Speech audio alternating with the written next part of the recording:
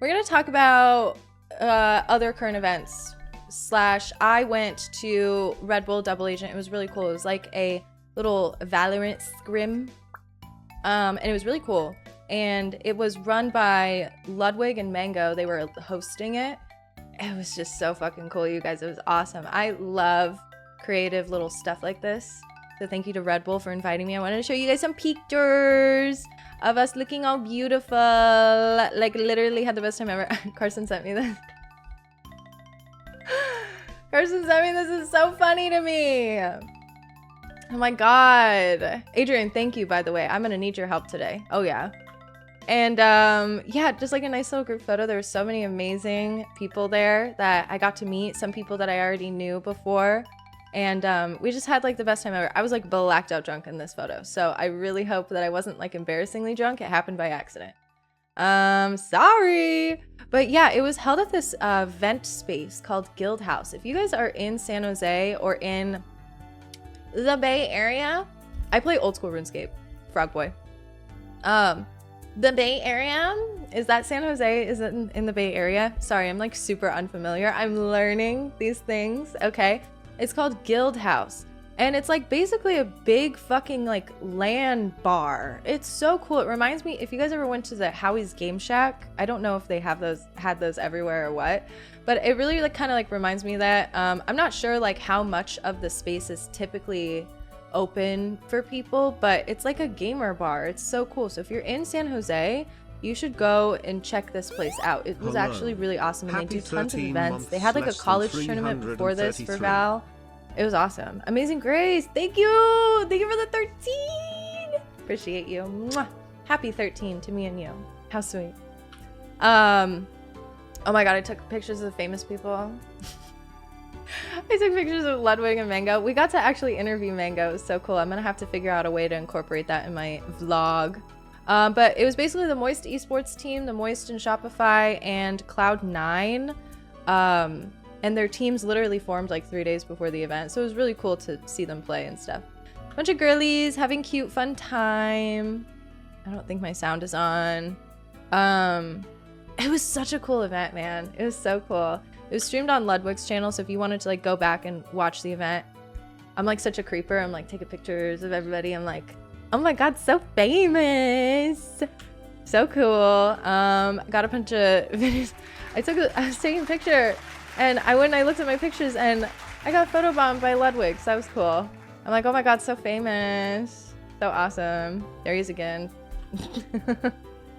Yeah, no, it was a pretty cool time. I had a blast. Okay, so then I went to Arizona afterwards. So I basically flew back to Los Angeles from San Jose, and Carson was gonna go drive back to Arizona, but we got a call, and I don't want to like worry you guys, okay? But I really do want to just give you a heads up, you know, because I don't want it to be out of the blue or anything.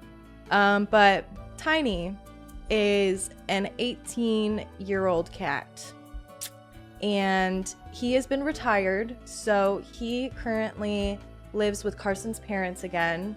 We had him for a couple years live with us, but then he moved over to Carson's parents, and he's just been living there his retirement. You know, there's a doggy door. He's able to go lay out in the grass anytime he wants. He just has a great time. He's very comfortable and familiar there. And since I moved out and I don't live with Carson anymore, you know, obviously he's not coming to Los Angeles. This isn't my family cat, okay? And Carson works like all day, every day. He's not home. So Tiny would be at the house by himself. Before, it was fine that that was happening because I was there all day. And so Tiny is just getting really, really old. So they took him to the vet. There's nothing wrong with him that they can see without doing any sort of like invasive testing or anything, but he has lost a lot of weight and he is breathing real heavy. So we went to go see him, and I wanted to make sure I went to Arizona and got to go see him. He is very tiny now. He's lost a lot of weight, and he's still the same cat, you know? He's just getting up there in age, and so I had to go and I had to make sure I saw him. Like, it was so, I needed to do that. And that's my baby. So yeah, I don't know. He's just fully retirement mode right now. Okay. But we were expecting like way worse. When we went, we were expecting him to be a lot worse than he was. He obviously, like with the breathing, so he's having a hard time eating. That's kind of why he lost a lot of weight. And his breathing is really heavy, but it really mellowed out once the initial excitement, I think, of seeing Carson and maybe even me. I don't know. He loves me like that. But the initial excitement, once that kind of wore off, his breathing kind of went a little bit back to normal. But we've always thought he was asthmatic. Every time I would take him to the vet, I would ask them if he has asthma, and they would always say no. And even this last time when his mom took him to the vet, she asked again, and they said, well, what we can do is we can give him some sort of asthma medication, but he does not have asthma. I'm like, he's always breathed heavy. He's always been like that. Always. And I kind of thought maybe it's like allergies or respiratory or something from like outside dirt or something, like pollens, but I just doubt it. But his breathing, once it mellowed out, he seemed fine. He was eating, and he was acting totally normal. Like every time we would go to Carson's parents' house and Tiny was there, they also have a dog there.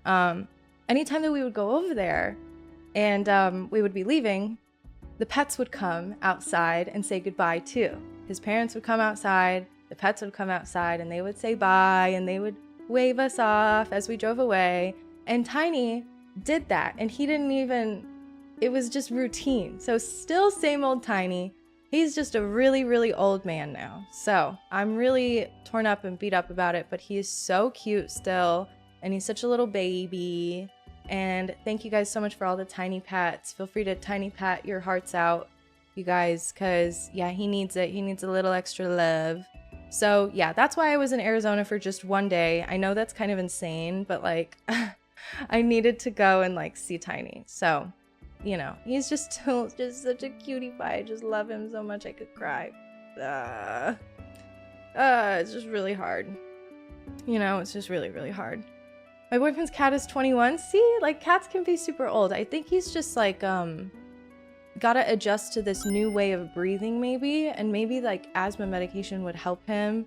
I'm really hoping and praying that he just like isn't in so much pain. That's what I mean by like he's totally normal, because when he's in pain, like we know what it looks like when he's in pain because he's had dental issues.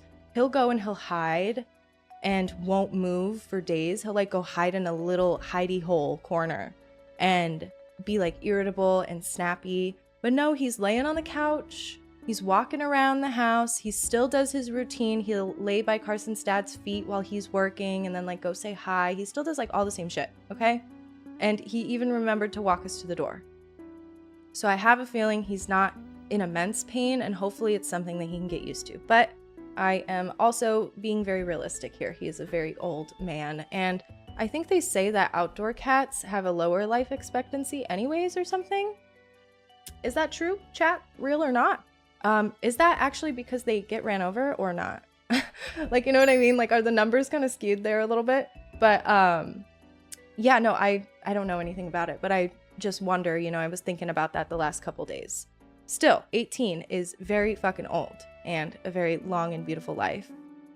I think that's true probably because of that kind of stuff. Yeah, I feel like it's like not... I'm not sure if I know what I'm talking about. You know what I mean? Only because outside is dangerous. I think that's from coyotes to the Yoties. Outside influences. Yeah, I think you guys are right. But anyways, so I got to go see Tiny, and then the next day I flew, okay? I flew home. We drove there, and I just flew one way back to Los Angeles. I thought, we're getting off the sad stuff, I promise. I thought that I was booking a normal flight out of Phoenix Sky Harbor to Burbank Airport, okay? I went online and I booked a flight, and it was last minute, so it was a little expensive, but I was like, this is worth it. I gotta go see my cat. I love my cat. So I book a one-way from Phoenix to Burbank. I accidentally booked a semi-private plane. I don't know what happened. This is so weird. It's a weird situation, okay? I'm sorry. I'm in my Taylor Swift era. I contributed to emissions. I did something not environmentally friendly, but it had to be done because I bought the tickets. No, it was called a semi-private plane experience, okay? So I had no idea that that's what I booked. I had no idea that that's what I booked. It was like $300. Like, you know, it was a last minute plane ticket. I bought it literally 2 days before the flight. So it was like a $300 flight, okay? And I thought I was booking a JetBlue flight.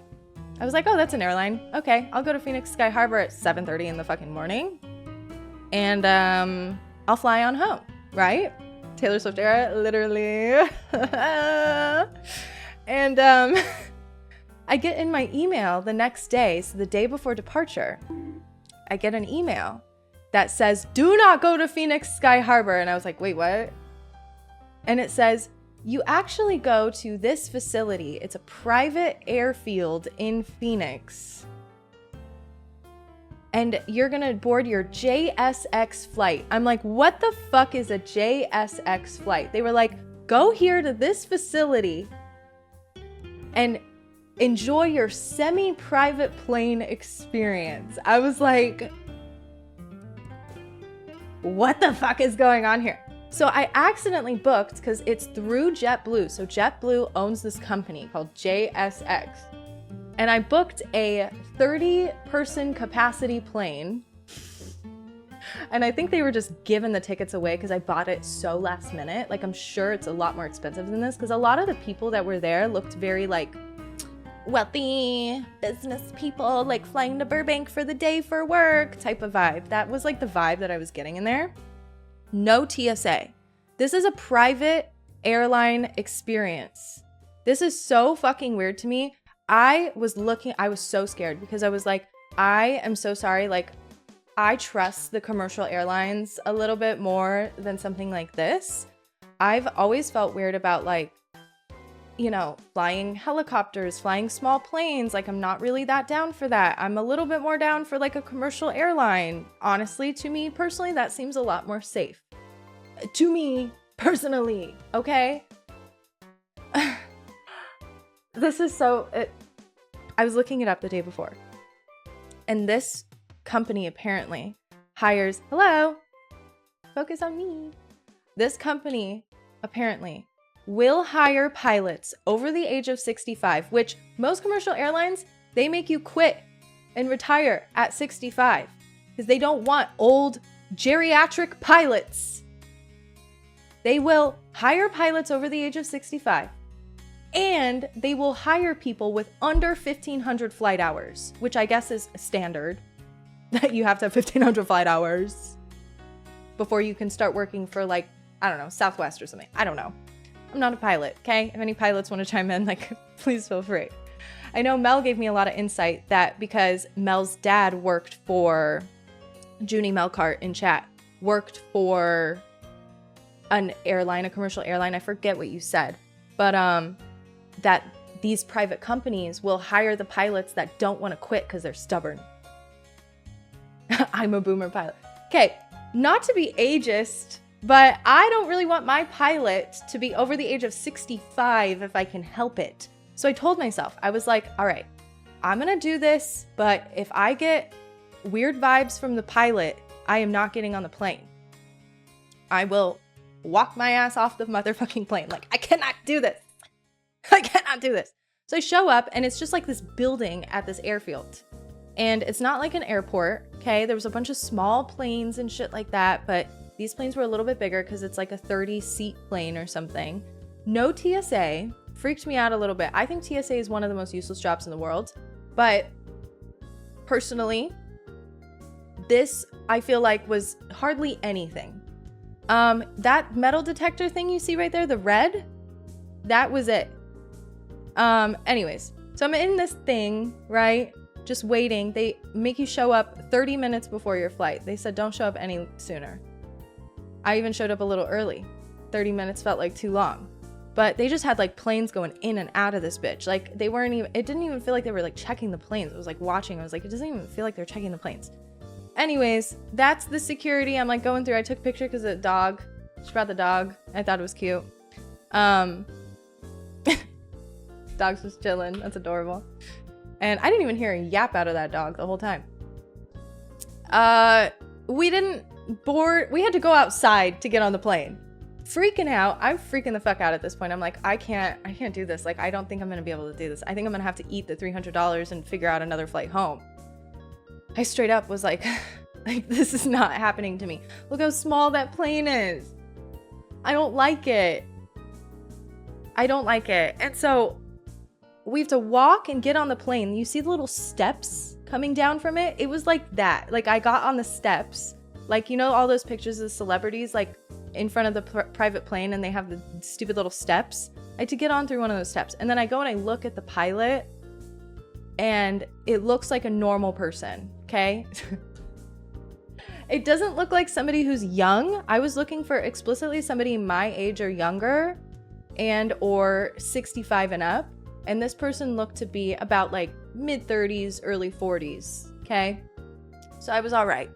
I was like, okay, you know, hopefully this isn't just like some guy who had a whim to become a pilot at 35, got 100 flight hours and started fucking working for this airline. Like, let's just hope. Let's just hope and pray. Okay. I go and I sit down, and they have a singles row, which I've never seen that before. I thought that was actually kind of cool. I don't know if you guys have ever seen that before. Maybe you have. But a singles row, which I was like, oh, that's me. I'm the singles row. And yeah, no, the flight went fine. The flight was perfectly fine. Totally normal. I don't know. I just will never willingly do that again. Okay? Ever. I will never willingly do that. Because I feel like skirting the rules, even if they are like not regulatory, okay? Skirting these rules is a recipe for disaster. I feel like this is OceanGate vibes. I feel like this is Elon Musk Tesla vibes. Like, I feel like this is like not good vibes. So I accidentally flew on a semi-private flight, and I want to apologize for my wrongdoings. But I really didn't want to lose out on $300. Like, I already booked the flight last minute. It was already expensive. Rules don't apply to rich people. Well, then they can die in these plane accidents. Okay? I'm not going to. I will never ever do that again. Watch out. Watch out when you're booking with JetBlue. Make sure it's not no JSX bullshit. What about food and drink? Was it fancy? Not really. They gave me a bar, like a little protein bar, and they were serving drinks, but I didn't get anything because I brought my little, you guys see my little Starbucks?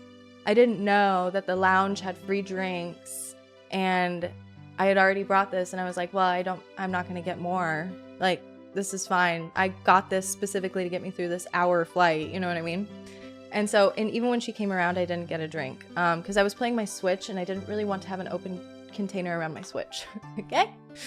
Oh my god. I know I literally destroyed the earth a little bit more yesterday. Yesterday is when I flew? Yeah. Oh my god. I had a lot of anxiety. But yeah, nothing like super crazy fancy.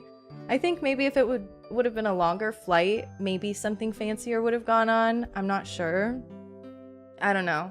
I just didn't really love it. Okay?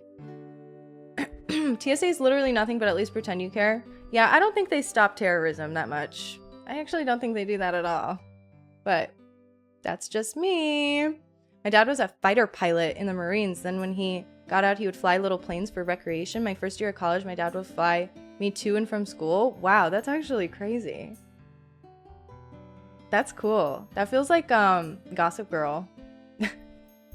I just started rewatching Gossip Girl. Can we talk about how watching Gossip Girl as an adult, Chuck Bass is like way worse than he actually used to be? Chuck Bass is like so awful. It makes me like not want to watch the show. Like, I actually fucking hate him. Hate him. Irredeemable. I know it gets better, but it's like Chuck and the Pilot? Chuck and the Pilot is crazy. Like, no, that's not just a bad guy. That's a rapist. Anyways. Anti-Chuck Bass over here. I don't like Chuck Bass. We should play Tears of the Kingdom. You guys ready? He's actually evil. He's so actually evil. Like, there's something deeply, deeply wrong with that man.